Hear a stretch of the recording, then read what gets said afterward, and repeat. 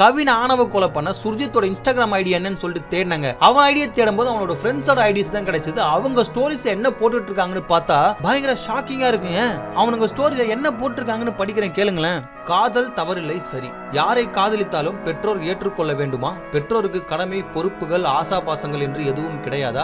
ஜாதி மாறிவிட்டது என்பதை விடுங்கள். சொந்த ஜாதிக்காரனை காதலித்தாலும் உடனே கட்டி கொடுத்து விடுவார்களா? சொந்த ஜாதியில் வரன் பார்க்கும் போது கூட எத்தனை வரன்களை மாற்றி மாற்றி பார்க்கிறோம், எத்தனை வரன்களை தட்டி கழிக்கிறோம். ஒரே ஜாதிக்குள், உறவு முறைக்குள், மதம் சார்ந்து எத்தனையோ திருமணங்கள் நின்றிருக்கின்றது. ஒரு பெற்றோர் பொதுவாக வசதி அடிப்படையில் தன்னை விட மிகப்பெரிய இடத்தையோ குறைந்த இடத்தையோ விரும்புவதில்லை. இது சொந்த அத்தை மாமன் உறவு முறைகளிலும் சரி. ஜாதி மாறும்போது வரும் சிக்கல்களை எதிர்கொள்ள தெரியாமல் ஏன் காதலிக்க வேண்டும்? அதை சமாளிக்க தெரியாத கல்வி எதற்கு? ஜாதி கிடையாது என்று சொல்பவர்கள் முதலில் ஜாதி சான்றிதழ் வழங்கும் அரசை நிறுத்த சொல்லுங்கள், இடஒதுக்கீட்டை நிறுத்த சொல்லுங்கள். காதலில் மட்டும் ஜாதி கிடையாது என்று சொன்னால் இழப்புகள் ஏற்படும், அதை தவிர்க்க இயலாது. ஜாதி பார்த்து காதல் வருவதில்லை என்று டயலாக் பேசலாம். ஜாதி அடிப்படை மாற இன்னும் காலம் இருக்கிறது. உங்களுக்கு ஜாதி கிடையாது என்று சொல்ல உரிமை உள்ளது போல எங்களுக்கு ஜாதி உண்டு என்று சொல்ல உரிமை உண்டு. ஏனெனில் அரசு வழங்கும் ஜாதி சான்றிதழ் இருக்கிறது. இதை புரியாத வரை இழப்புகள் இருக்கும். 2 குடும்பங்கள் அழிந்ததுதான் மிச்சம். காலமெல்லாம் காதல் வாழ்க. தற்குறி. இதுங்கெல்லாம் எப்போ திருந்தோம்? நம்ம சொசைட்டி எப்போ மாறுன்றதே தெரியலையேங்க.